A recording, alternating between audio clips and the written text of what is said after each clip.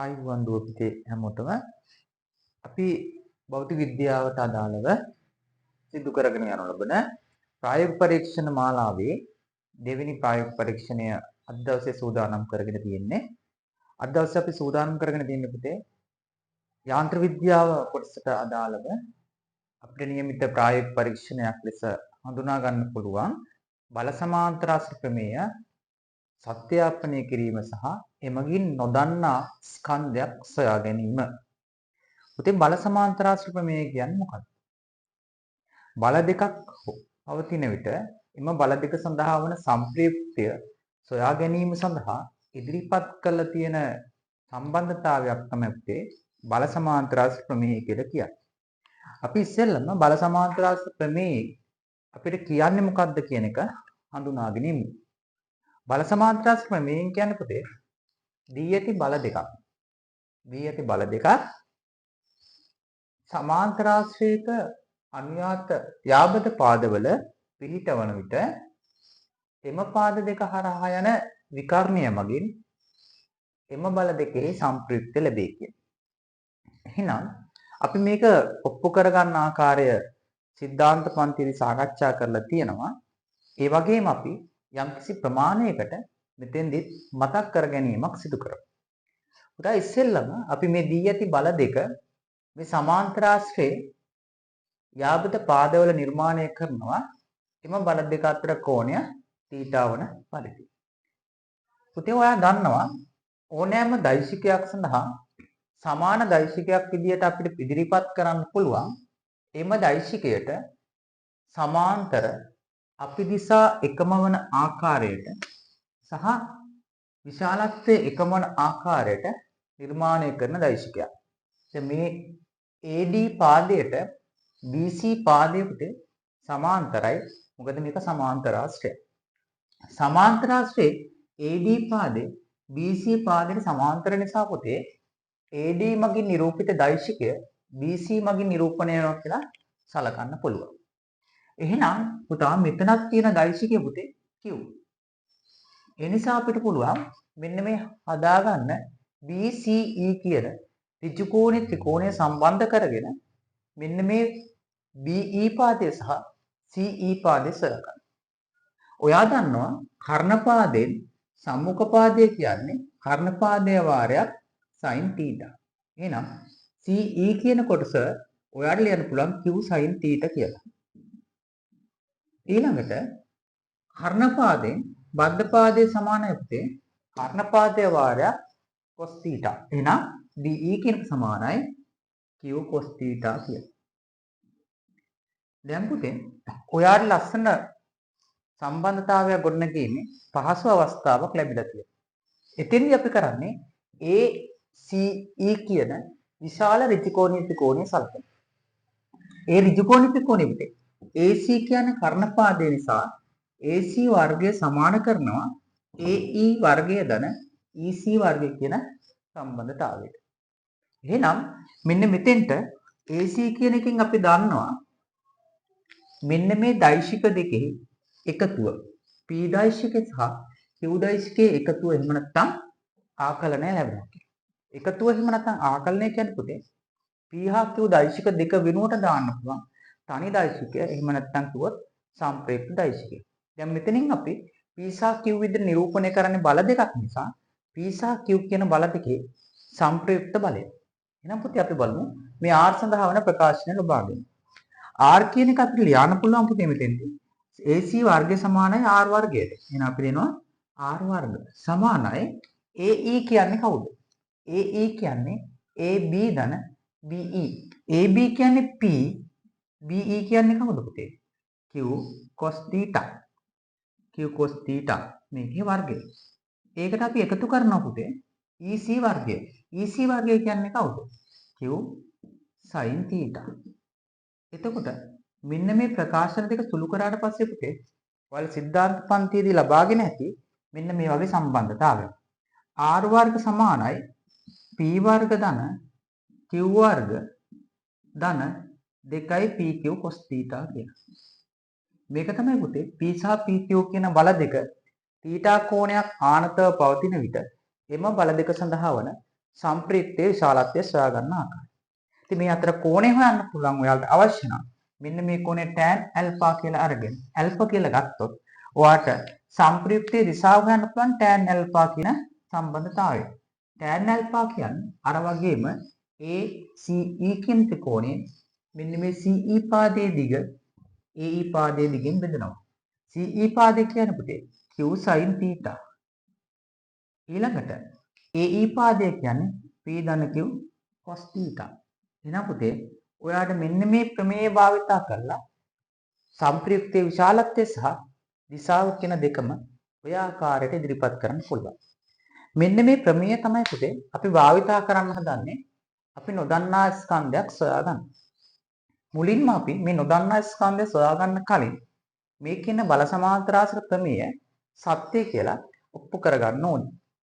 බල සමාන්තරාශ්‍ර ප්‍රමේය සත්‍ය කියලා ඔප්පු කරනවා නම් අපි කරන්න වෙන්නේ පුතේ බල දෙකක් සඳහා වන සම්ප්‍රයුක්ත බලය එම බල දෙක සමාන්තරාශ්‍රයක අනුයාත යාබද පාදවල පිහිටවලා ඇඳගත්තු සමාන්තරාශ්‍රයේ එම පාද දෙක හරහා යන විකර්ණය මගින් පෙන්නනවා කියලා ඔප්පු කරලා පෙන්නන්න ඕනේ. මේ සඳහා අපි භාවිතා කරන පුතේ ඊටාම සරල පරීක්ෂණ ඇටුමක්. මේ පරීක්ෂණ ඇටුමේදී ඔයාලට අවශ්‍ය වෙන මූලික උපකරණ සහ අයිතම ටික හඳුනා ගැනීම සිදු කරමු. එහෙනම් අවශ්‍ය ද්‍රව්‍ය සහ උපකරණ විදිහට ඔයාලා දකින්න පුතේ. පළවෙනි එකටම මෙන්න මේ ලී පුවරුවට අපි කියනවා බල සමාන්තරාශ්‍ර පුවරු. එහෙම නැත්නම් ඔයා මේකට නමක් කියනවා සිත්තම් පුවරුව. එහෙම නැත්නම් අඳින පුවරුව. එහෙනම් මේකේ වැදගත්ම නම තමයි පුතේ බල සමාන්තරාශ්‍ර පුවරුව. එහෙම නැත්නම් සිත්තම් පුවරුව. ඊට අමතරව ඔයාට අවශ්‍ය වෙනවා දන්නා ස්කන්ධ තුනක්. මේ පඩිවල ස්කන්ධය ඔයාලා දන්නවා. ඒ නිසා මේකට අපි දන්නා ස්කන්ධ තුනක් භාවිතා කරනවා. ඊට අමතරව සුදු කඩදාසියක් ඔයාලට ඕනෙ වෙනවා. සුදු කඩදාසිය මේ පුවරුවට සම්බන්ධ කරගන්න මේ වගේ පුවරු කටු කිහිපයක් අවශ්‍ය වෙනවා. ඊළඟට මේ තන්තු අවශ්‍ය වෙනවා සැහැල් අවිතන්නේ තන්තු කිහිපයක්. ඊළඟට මෙතන ඇත්තටම අවශ්‍ය වෙන තන්තු කැබලි දෙකයි.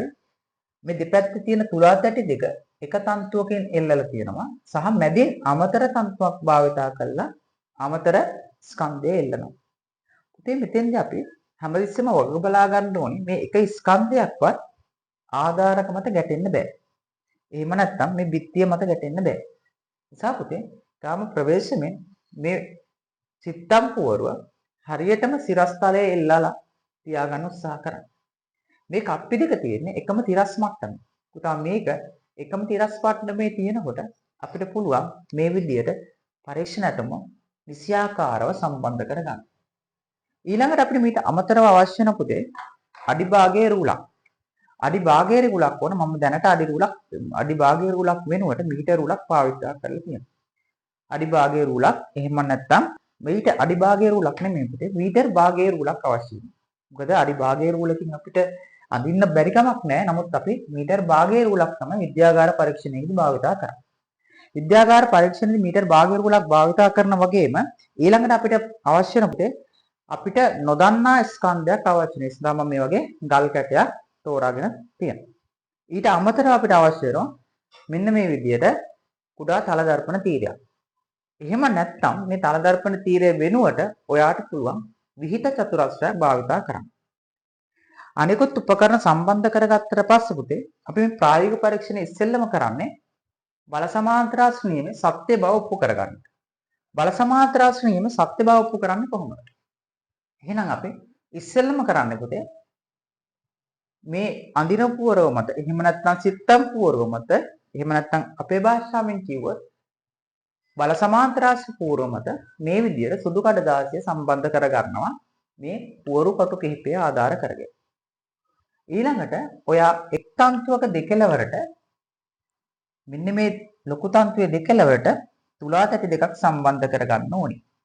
එහෙම නැත්නම් ඔයාට පුළුවන් මෙන්න මේ වගේ පඩි අල්ලුවක් මේකට භාවිතා කරන්න. ඒක ගැටලුවක් වෙන්නේ නැහැ. ඒක වඩා සුදුසුයි මොකද පුතේ මේ තුලා තැටි වල අමතර ස්කන්ධයක් පැවතුනොත් අපිට ඒක අනිවාර්යයෙන්ම ගණනය කිරීම සඳහා භාවිතා කරන්න වෙනවා. ඒ නිසා තුලා තැටි වල ස්කන්ධය ආරම්භයේදී මැනගන්න ඕනේ. මේ නිසා අපිට ඇත්තටම මේ පරීක්ෂණ තුන සඳහා තවත් අමතර මිනුම් උපකරණයක් විදියට තෙදනු තුලාවක් භාවිතා කරන්න වෙනවා. එහෙනම් අපි දැන් පරීක්ෂණය සිදු කිරීමට අවශ්‍ය මූලික ඇටෝම සකස් කරගන්න හැටි හොයලා බලමු. පළවෙනියට පුතේ මේ තන්තුවේ දෙකලව මේ තුලා තැටි දෙක සම්බන්ධ කරලා ඒ මතට මම මෙන්න මේ වගේ පඩි කිහිපයක් එකතු කරලා තියෙනවා. මේ තියෙන්නේ මම එකතු කරපු සම්මත පඩි කිහිපයක්. එතකොට මම තුලා තැටි දෙකටම ඒ වගේ පඩි එකතු කරලා තියෙනවා. ඊළඟට අමතරව තුන්වෙනි දන්නා ස්කන්ධයක් ඕනේ. මේකෙත් මම අරගෙන තියෙන්නේ මේ පඩි අල්ලුවක් සමග පඩි කට්ටලයක් සමයි භාවිතා කරලා තියෙන්නේ. දැන් මෙන්න මේ පද්ධතිය මේ පඩි කට්ටලය සම්බන්ධ කරලා ඉවර වෙලා පඩි කට්ටලිය සම්බන්ධ කරපු තන්තුව මෙන්න මේ කප්පි මතින් දමන ලද පළමු තන්තුවේ මැදින් ගැට ගහනවා. ගැට ගහලා මුදා හැරියට පස්සේ පුතේ මෙන්න මේ වගේ සමතුලිත පිහිටීමකට එයා ඇවිල්ලා නතර වෙනවා. මේ සමතුලිත පිහිටීමට ඇවිල්ලා නතර වුණාට පස්සේ ඔයාට පේන බල මොනවද?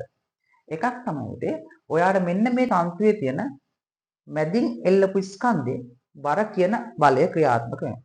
ඊට පස්සේ දකුණු පැත්තේ තියෙන තන්තුවේ මේ කප්පිය වතා ගිහිල්ලා මේ තන්තුව මගින් මෙතන දෙවනි ආතති බලයක් ඇති කරනවා. ඒ වගේම වම් පැත්තේ තියෙන තුලා තැටිය මත තියෙන ස්කන්ධය මගින් මෙම තන්තුව මග තුන්වෙනි ආතති බලය ඇති කරනවා. එතකොට ඔයාලට මෙන්න මේ රූපේ දක්වලා තියෙන විදියට පුතේ මේ පද්ධතිය සමතුලිත තියෙනකොට පද්ධතිය T3, T1, T2 කියලා බල කිහිපයක් ක්‍රියාත්මක වෙනවා. අපි බල සමාන්තරාශ්‍රය අඳින්න භාවිතා කරන්නේ මෙන්න මේ දෙපැත්තේ තන්තු දෙකේ තියෙන බර මගින් නැති කරන ආතති බලය. එන්නේ බල දෙක භාවිතා කරගෙන තමයි පුතේ බල සමාන්තරාශ්‍රය නිර්මාණය කරන්නේ. ඒ සඳහා මුලින්ම අපිට අවශ්‍ය වෙනවා මේ පද්ධතිය මේ මොහොතේ සමතුලිතව පවතිනවද කියලා බලන්න. සමතුලිත වීමට ඔයා දන්නවා බල තුනක් යටතේ වස්තුවක් සමතුලිත වෙනකොට මෙන්න මේ බල දෙකේ සංප්‍රයුක්ත බලය ඉතිරි බලයට සමාන වෙන්න ඕනේ. එහෙනම් අපි බලන්නේ මේ දෙපස තියෙන තන්තු දෙකේ ආතතිය වල සංප්‍රයුක්තය මැද තියෙන තන්තුවේ ආතතියට සමාන වෙනවද කියලා. ඒ විදිහට බල දෙකේ සංප්‍රයුක්තය මැද තියෙන තන්තුවේ ආතතියට සමාන වෙනවා නම් පුතේ බල සමාන්තරාශ්‍ර නියමයෙන් සත්‍ය කියලා ඔප්පු කරන්න පුළුවන්. එහෙනම් අපි දැන් මේ ක්‍රියාවලිය කරනකොට මූලික පරීක්ෂණාත්මක පියවර හඳුනා ගනිමු. පළවෙනියෙන්ම අපි මේ විදිහට සමතුලිතව පවතින පද්ධතිය මෙන්න මේ මැද තන්තුවෙන් තරමක් පල්ලෙහාට මෙහෙම අදින්න ඕන. ඇදලා නැවත මුදා හැරියට පස්සේ ඔයාලට පේනවා එයා කලින් හිටපු ස්ථානෙටම යනවා. එහෙම නැතුව යම්කිසි අවස්ථාවක් ඔයා පද්ධතිය මෙහෙම ඇදලා මුදා හැරියට පස්සේ කලින් පිහිටුමට යන්නේ නැත්තම් ඒ කියන්නේ මෙන්න මේ කප්පි වලට ඝර්ෂණයක් තියෙනවා. එහෙම වුණොත් ඔයාලට සිද්ධ වෙනවා මේ කප්පි අතරට ලිහිසි තෙල් ආලේප කරලා එකතු කරලා මේ කප්පියට සුමට භාවය රැකගන්න.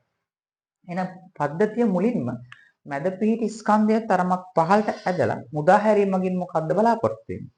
අපි බලාපොරොත්තු වෙන්නේ පුතේ මේ පද්ධතිය තුල මෙන්න මේ ඝර්ෂණයෙන් තොර කප්පි නිසා මේ දෙපැත්තේ තියෙන ආතතිය මේ එකතු කරන ලද පඩිවල බරට සමාන කියන එක සලකන්න. පුතා එහෙමනම් අන්න ඒ විදිහට සකස් කරගත්තට පස්සේ ඔයාලා මෙන්න මේ තන්තු වල පිහිටුම් මේ සුදු බඩදාසිය මත ලකුණු කරගන්න ඕනේ. ඒ සඳහා තමයි පුතේ අපි කිව්වේ මේ වගේ කුඩා තල දර්පණයක් අවශ්‍ය කියලා. මොකද ඔයාලට පේනවා මෙන්න මේ සුදු බඩදාසිය සහ තන්තු අතර යම් පරතරයක් තියෙනවා. එතකොට අපිට පැන්සලක් මෙහෙම තියලා ලකුණු කරන්න බෑ. එතකොට තන්තුවේ නිවැරදි පිහිටුම ලකුණු වෙන්නේ නැහැ. ඊට අමතරව අපට පේනවා මේ ආලෝකය මගින් ලැබෙන දර්පණී ප්‍රතිබිම්බයක් ආරෝග්‍යයෙන් මගින් ලැබෙන ප්‍රතිබිම්බය ඒක ලකුණු කරන්නත් බෑ. ඒ නිසා පුතේ අපි අනිවාර්යයෙන්ම මේ වගේ කුඩා තල දර්පණ තීරයක් භාවිතා කරන්න ඕනේ. එහෙම නැත්නම් ඔයාට පුළුවන් විහිද චතුරස්‍රයක් භාවිතා කරන්න. විහිද චතුරස්‍රය භාවිතා කරන හැටි දල වශයෙන් මම කියන්නම් පුතේ. මෙන්න මේ විදිහට විහිද චතුරස්‍රයේ දාර යාන්තමින් ස්පර්ශ මේ විදිහට කම්බි තන්තුව මත තියලා ඒකේ මුල්ල කඩදාසිය මත ලකුණු කරගන්න ඕනේ. දැන් අපි තල දර්පණය භාවිතා කරන්නේ කොහොමද කියලා බලමු. තල දර්පණය භාවිතා කරනකොට පුතේ තල දර්පණය මෙන්න මේ විදිහට තන්තුවයි සුදු කඩදාසියයි මත තබලා තන්තුව යටින් සුදු කඩදාසිය මත තබන්න ඕනේ. මත තබලා ඔයාට මෙන්න මේ වගේ ඔයා හරියටම යන්න ඕන පුතේ තන්තුව කෙලින් ඔලුව තියා ගන්න ඕනේ. ඔලුව තියාගෙන ඉවරලා මේ තන්තුවේ ප්‍රතිබිම්බයක් ඔයාට පේනවා පුතේ මේ කියන දර්පණය ඇතුලේ. අන්නේ ප්‍රතිබිම්බය තන්තුව මගින් වැසී යන වෙලාවේ මෙන්න මේ විදියට දෙපැත්තේ පොඩි සලකුණු දෙකක් දාගන්න ඕනේ. ඔන්න ඔය විදියට පුතේ ඔයා තන්තු තුනේම පිහිටීම් ලකුණු කරගන්න ඕනේ. තන්තු තුනේම පිහිටුම් මේ විදිහට ලකුණු කර ගැනීම සිදු කරන්න ඕනේ.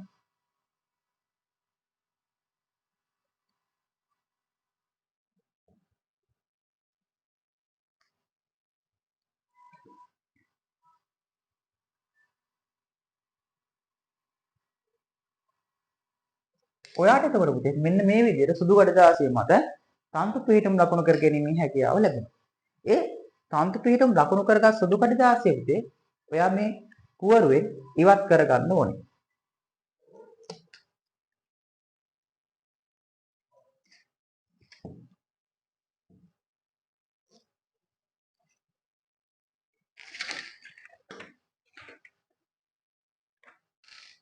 එතකොට ඔයාට ලැබෙන්නේ මෙන්න මේ වගේ තන්තු පිහිටුම් ලකුණු කරගත්තු සුදු කඩදාසියක්. එතකොට ඊළඟට පුතේ ඔයා කරන්නේ මෙන්න මේ තන්තු පිහිටුම් භාවිතා කරගෙන මේ සමාන්තර ආශ්‍ර නිර්මාණය කරන්නයි හදන්නේ. එතෙන්දී ඔයාට ඉස්සෙල්ලම මේ විදියට මම ඔයාට ඇඳගත්තට පස්සෙත් වෙනනම් ඒක නිර්මාණය කරගන්නා විදිය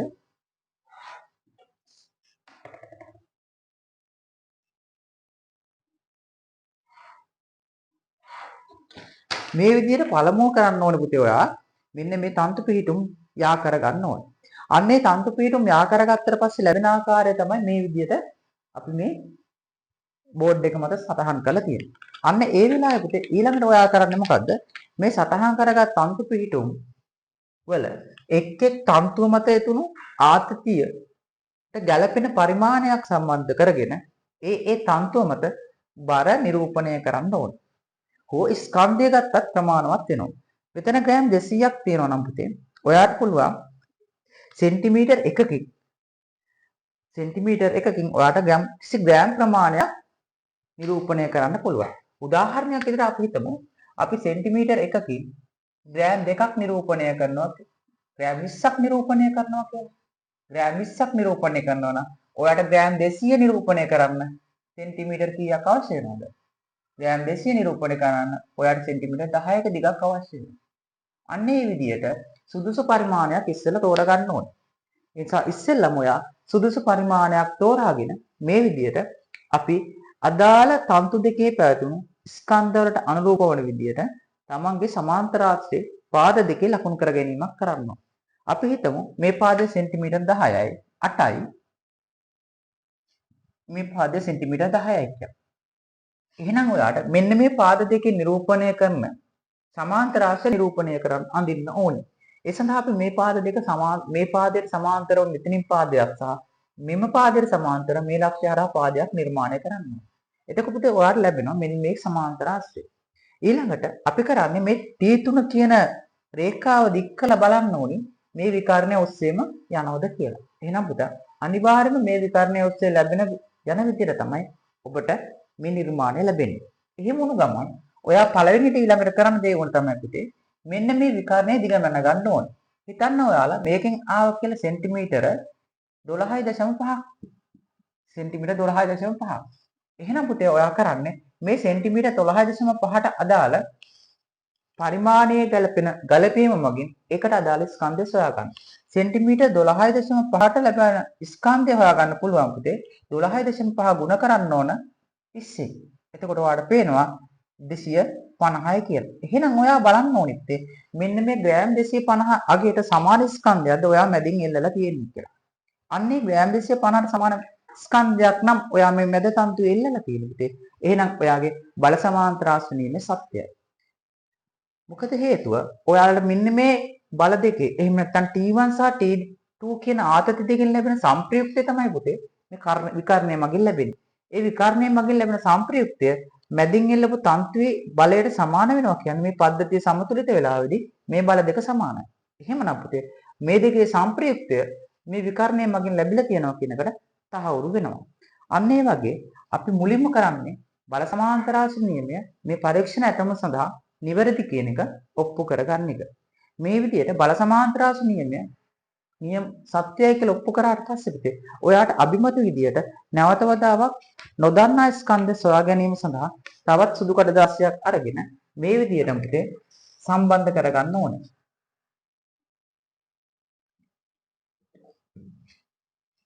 ඒ සඳහා අපි මේ විදියට පුවරු කටු පාවිච්චි කරනවා.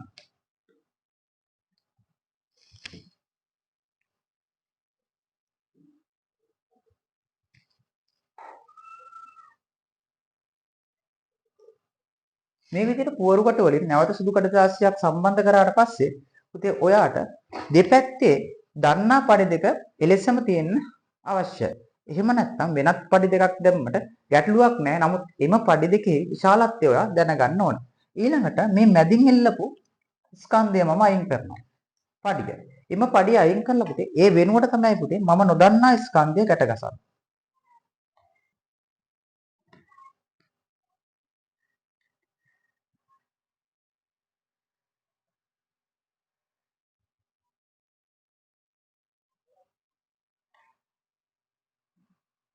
ඔයාට දැන් පේනවා කලින් අවස්ථාවට වඩා වෙනස් ස්ථානයක මේ පද්ධතිය සමතුලිත වෙනවා කියලා. උදාහරණයට පස්සේ කලින් ස්ථානයට වඩා වෙනත් ස්ථානයක මේ පද්ධතිය සමතුලිත වෙනවා. ඊට හේතුව මැදින් කලින් එල්ල තිබුණු පඩියේ ස්කන්ධයට වඩා මේ ස්කන්ධය වෙනස් වීම. නැවතත් ඔයාලා කලින් ආකාරයටම පහලට ඇදමු. උදාහරණයට පස්සේ නැවත ආරම්භක ලක්ෂ්‍ය සමතුලිත වේ නම් පුතේ අර කලින් පියවර නැවත අනුගමනය කරනවා. ඒ විදිහටම නැවත කලින් පියවර අනුගමනය කිරීමෙන් පුතේ මෙන්න මේ කඩදාසිය මත ඔයාට තන්තු පිහිටුම් ලකුණු කරගන්න පුළුවන්. තන්තු පිහිටුම් ලකුණු කරගත්තට පස්සේ පුතේ නැවත කඩදාසිය ඉවත් කරගෙන මේ විදිහටම සුදුසු පරිමාණයක් ලබාගෙන ඒ සුදුසු පරිමාණයට අනුව ඔයාට පුළුවන් මෙන්න මේ සුදු කඩදාසිය මත බල සමාන්තර ආශ්‍රයක් නිර්මාණය කරන්න. බල සමාන්තර ආශ්‍රය නිර්මාණය කරාට පස්සේ පුතේ ඔයා දන්නවා දැන් මේ පද්ධතිය බල සමාන්තර ආශ්‍රයට අනුව හැසිරෙන නිවැරදි පද්ධතියක් කියලා. එහෙනම් ඔයාට මේ දෙපැත්තේ තියෙන බල දෙකේ සම්ප්‍රයුක්ත එහෙම නැත්නම් අර විකර්ණයේ දිගමන ගත්තට පස්සේ මෙන්න මේ මැදින් එල්ලන ලද පද්ධතියේ එමෙත වස්තුවේ ස්කන්ධයට සොයා ගැනීමේ හැකියාව තියෙනවා. මෙන්න මේ ක්‍රමයෙන් පුතේ ඔයාට නොදන්නා ස්කන්ධයක් සොයා ගැනීමේ හැකියාව බල සමාන්තරාශ්‍ර ප්‍රමේය භාවිතා කරගෙන තියෙනවා. එහෙනම් අපි දැන් සූදානම් වෙන්න පුතේ මෙන්න මේ පරීක්ෂණාත්මක පියවරවලදී සහ මේ පරීක්ෂණයේදී අපිට ලැබෙන්න පුළුවන් වෙනත් ගැටලු මොනවාද? ඒ ගැටලු වලදී අපි කොහොමද ඒ සඳහා පිළිතුරු සපයන්නේ කියන උත්සාහ කරන්නේ. එහෙනම් අපි පළවෙනියෙන් අහන්න පුළුවන් පුතේ මම කලින් විස්තර කරා වගේ මේ පද්ධතියේ කප්පි සුමට කියලා තහවුරු කරගන්නේ කෙසේද කියන ප්‍රශ්නය අපෙන් අහන්න පුළුවන්.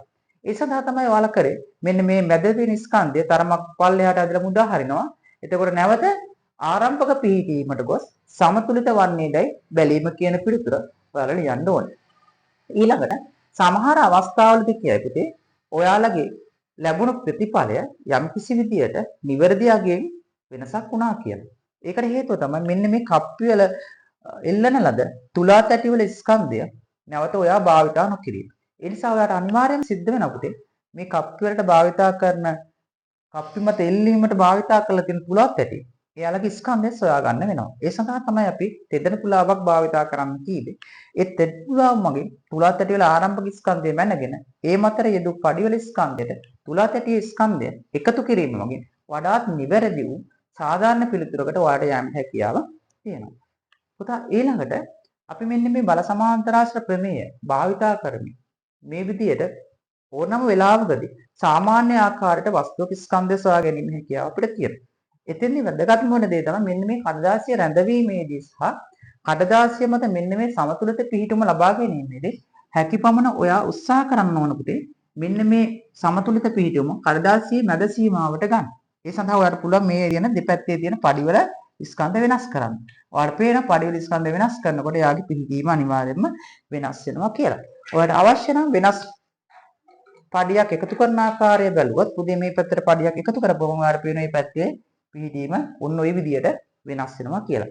ඒ කියන්නේ ඔයාලට ගැළපෙන ආකාරයට පුතේ මේ පිහිටීම වෙනස් කර ගැනීම වැදගත් වෙනවා. මොකද ඔයාලට සමාන්තරාශ්‍ර නිර්මාණය කිරීමට අවශ්‍ය ඉඩ ප්‍රමාණය සුදු කඩදාසිය මත ලැබෙන්න ඕනේ. ඒ වගේම මෙතෙන්ට මේක එච්චර හොඳ පිහිටීමක් නෙමෙයි. ඒ නිසා තමයි මම මේ පිහිටීම අඩු කරලා මැද පිහිටීම දක්වා මේ පද්ධතිය අරගෙන කියේ.